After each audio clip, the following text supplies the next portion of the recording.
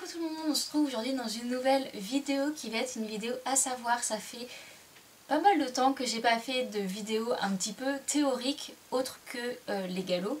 Mais voilà, là ça englobe du coup beaucoup plus de personnes dès que vous sortez en compétition, notamment le CSO. Là on va vraiment s'axer sur le concours de saut d'obstacle. Il est important de savoir certaines petites choses, notamment lorsqu'on devient propriétaire, qu'on s'occupe nous-mêmes de nos engagements, ou voilà, pour être sûr d'être dans les règles et de ne pas se faire avoir au final une fois le concours terminé. Donc on va parler aujourd'hui des réglementations de tout ce qui est participation en concours de saut d'obstacle. Alors on va aborder 4 points différents.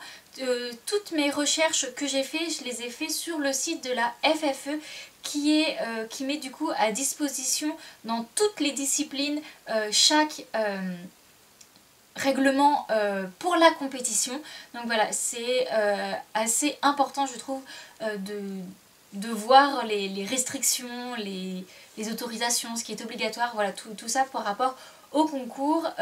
C'est mis très régulièrement à jour, à peu près 1 à 2 fois par an. Le règlement est révisé et modifié, donc voilà, et il est surtout très complet. Si vous avez des questions, à coup sûr il est quelque part dans ces centaines de pages, parce que voilà, il est très complet, il est très grand, mais il y a un sommaire assez bien expliqué, donc il n'y a pas de problème, vous devrez comprendre. Et puis si jamais vous avez une question, vous pouvez me la poser en commentaire, peut-être que du coup je pourrai vous aider. Donc on va diviser cette vidéo en 4 parties. On va commencer dans 2 parties à parler du cavalier, donc on va parler de vous, et ensuite dans les 2 autres parties on va parler du cheval, puisque c'est quand même important, on ne peut pas faire tous les concours qu'on veut avec tous les chevaux. Voilà.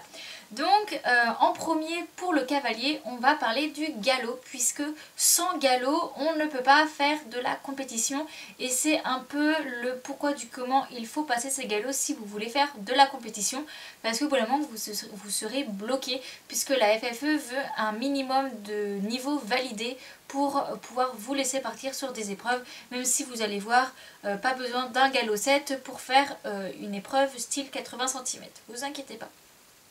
Donc j'ai divisé selon les galops et je vous ai mis du coup toutes les épreuves que vous pouvez faire. On va surtout parler aujourd'hui des épreuves club et poney. On va laisser les amateurs, les pros et tout ce qui est à côté, voilà, un peu de côté, puisque justement moi déjà je n'en fais pas partie. Je fais du concours club et j'ai fait du concours poney, donc je peux vous en parler. Le reste c'est un peu plus compliqué, mais en soi lorsque vous ferez des compétitions en amateur ou en pro ou même en épreuve d'enseignement, il faut que vous ayez minimum votre galop 7. Voilà, dès que vous avez votre galop 7, toutes les autres portes s'ouvrent, et à partir de là c'est plus compliqué de savoir si vous pouvez faire du pro ou rester en amateur, tout ça. Mais ça à la limite je ferai des recherches pour en faire une autre vidéo. Donc voilà, galop 7 c'est pour faire au-delà du club et du poney. Donc restons sur le club, le poney, tout ça. On va commencer par le galop 2 ou l'équivalent du galop d'or. Tout ce qui est poney d'or, tous ces trucs là, je vous en avais parlé il y a maintenant 2 ou 3 ans en vidéo. Je vous remettrai cette vidéo en fin de cette-ci si vous voulez savoir qu'est-ce que c'est. Mais du coup c'est à un niveau égal au galop 2.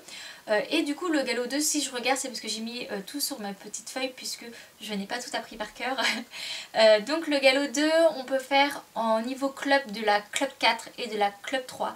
Donc club 3 c'est 75 cm. On peut également faire des poneys, donc poney 4, 3 et 2. La poney 2 s'arrête à 80 cm. On peut également faire les épreuves spéciales Shetland, c'est-à-dire les poneys A2, A1 et A-Elite. Il me semble que la A-Elite s'arrête à 60 cm. Et grande nouveauté de l'année 2021, les poneys ont modifié, il y en a une de plus, il y a la poney E3 qui vient d'apparaître.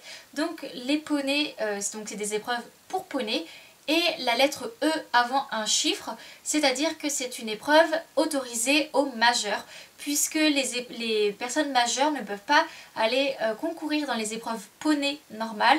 Du coup ils ont des épreuves spéciales pour eux, des poneys E, Et avant il existait la poney E2, E1, E Elite et désormais il y a la E3 qui du coup est une épreuve beaucoup plus... Ensuite il y a toutes les épreuves de préparatoire qui sont autorisées à partir du galop 2. Au galop 3, il y a seulement la club 2 qui se rajoute, que vous avez le droit, voilà, la club 2. À partir du galop 4, vous avez plus d'épreuves autorisées, vous avez la club 1, la poney 1, la poney élite.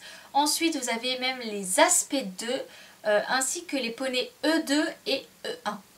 Ensuite, il vous faut votre galop 6. Le galop 5 ne sert à rien en niveau compétition. Il est tout aussi intéressant, nécessaire, mais il ne vous permettra pas de pouvoir faire plus d'épreuves. Il vous faut aussi le galop 6. Et à partir du galop 6, vous pouvez faire toutes les épreuves club et poney. C'est-à-dire qu'on vous rajoute la club élite. En poney, on vous rajoute l'as poney 1 élite, la poney E Elite, et vous pouvez même faire la future Elite 7 ans si voilà, vous avez un crack de 7 ans qui va pouvoir faire des bonnes compétitions. Et voilà, le reste, comme je vous dis, galop 7, c'est amateur, pro et enseignant. Ensuite, deuxième partie pour le cavalier, il va s'agir de la participation par jour, puisque vous ne pouvez pas faire le nombre d'épreuves que vous voulez par jour. Voilà, c'est quand même réglementé. Une fois que vous êtes sûr d'avoir le galop qui correspond à votre... Il va falloir faire attention au nombre de participations par jour. Vous avez le droit de faire 5 tours par jour, ce qui est quand même assez conséquent. Faire 5 parcours en une journée, faut pas être fatigué. Donc voilà, vous avez le droit de faire 5 parcours en épreuve club ou en épreuve poney. Tout ce qui est amateur et tout maintenant je vais laisser de côté. Donc vous avez droit à 5 parcours par jour. Vous avez le droit de faire vos 5 épreuves, vous avez le droit de faire vos 5 parcours sur 5 épreuves différentes, ou vous avez le droit de faire notamment maximum 3 parcours dans la même épreuve. Mais dans ce cas là, du coup il faudra monter 3 chevaux poney différents. Mais voilà, vous avez le droit à maximum 3 par épreuve. Donc par exemple vous pouvez faire 3 club 2 et ensuite 2 club 1 par exemple. Mais si vous voulez faire juste une club 1 ou une club 2, vous pouvez, ou juste un seul, ça suffit aussi. Maintenant, on va passer à la partie des poneys. Donc tout ce qui est monture, poney, chevaux, tout ça.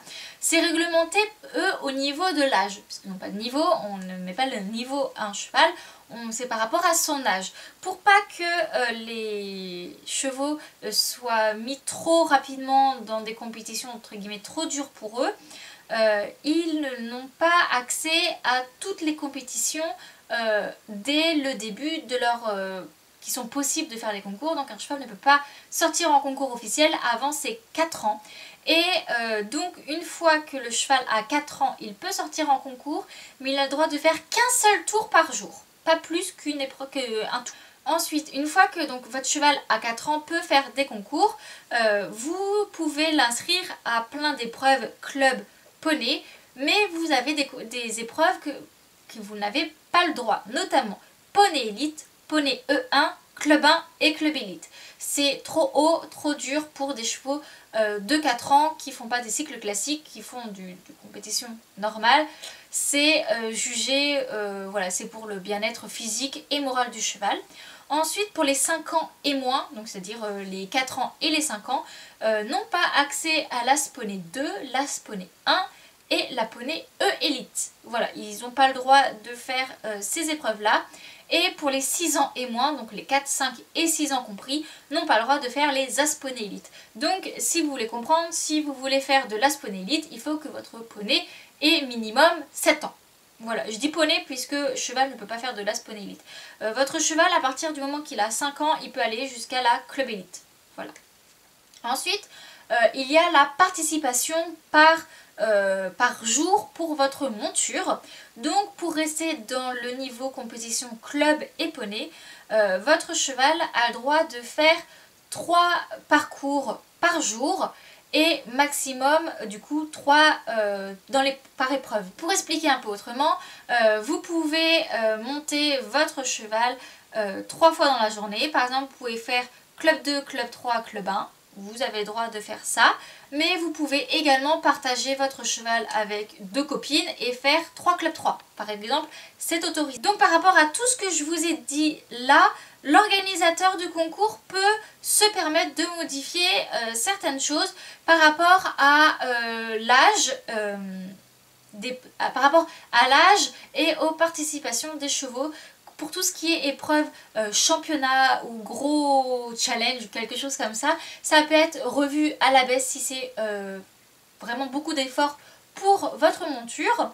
Et il faut aussi savoir qu'au niveau des poneys, il y a des divisions d'épreuves par hauteur, par grandeur de votre poney. Les poneys sont divisés en 4 catégories par rapport à leur taille. Du coup, les poneys A, les poneys B, les C et les D. Les A ont leur épreuve spécialisée, poney A2, A1, A Elite, ce sont les Shetland, ou tout poney taille Shetland qui n'est pas un Shetland. Après, voilà, on n'est pas raciste, on ne veut pas que des Shetland non plus. Voilà, et ensuite, du coup, il y a les catégories B, C et D. Par exemple, si la plupart des concours normaux, des petits concours, il va y avoir la poney 3 par exemple, qui va rassembler les B, les C et les D. Les A ne sont les poneys taille A sont obligés de rester en catégorie A, mais les B peuvent très bien faire un concours en étant mélangés avec des poneys D. Mais il se peut notamment dans des championnats ou des gros concours que ces épreuves soient divisées par rapport à la taille, donc poney B, poney C, poney D. Généralement, on inscrit l'épreuve selon la taille de son cheval, mais les poneys B et les poneys C peuvent être surclassés et par exemple les poneys B peuvent aller en poney C et les poneys C peuvent aller en poney D. Ce sera juste du coup pour eux, entre guillemets, plus dur au niveau des concurrents qu'il y a avec eux. Mais voilà, un poney B peut très bien gagner contre des poneys D, hein. La taille n'apporte pas tout. Donc voilà, c'était pour les derniers petits détails pour les montures. Voilà, j'espère que cette vidéo vous aura plu, aura été assez complète par rapport à tout ce qui est participation d'épreuves en CSO. Si vous avez des questions, n'hésitez pas à me les poser en commentaire, je vous y répondrai. Et en attendant, on se retrouve une prochaine fois pour une prochaine vidéo. Bye bye!